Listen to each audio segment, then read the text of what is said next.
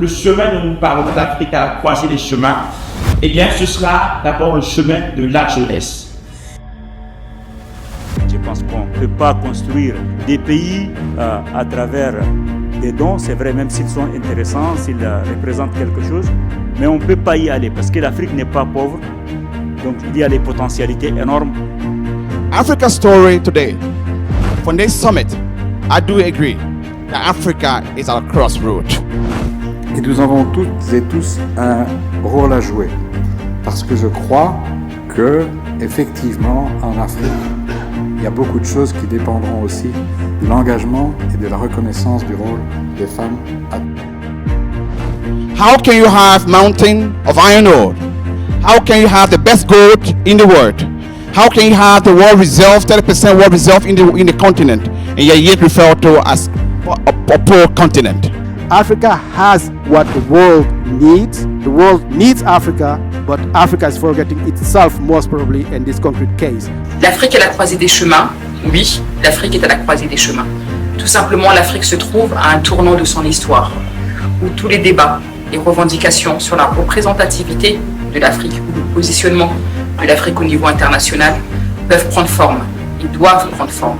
C'est pour offrir à la diaspora la possibilité de se réapproprier de son histoire, tout en permettant au reste de la population de découvrir les richesses des cultures africaines. So one very important factor that we'd like to highlight is that it's important for the governments across Africa and the private sector to work extremely closely together, forge a mutually beneficial relationship, one not just the private sector across Africa, bringing them together in a structured conversation with the governments and the African CFTS. And I think every politician, every government should have the best interests in their heart to create these entrepreneurs and build a favorable ecosystem for them to develop.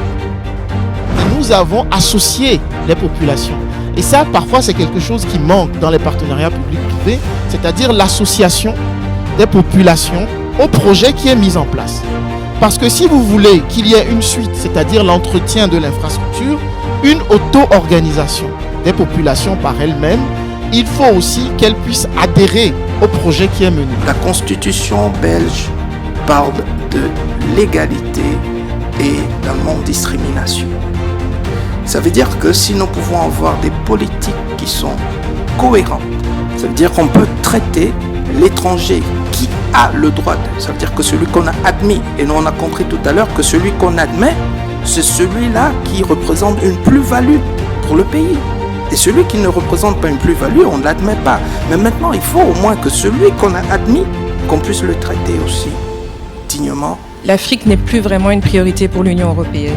Il est très important également de maintenir cette relation parce que nous avons des défis en commun et nous devons ensemble, je pense l'Union européenne, ensemble avec l'Afrique, trouver des solutions durables.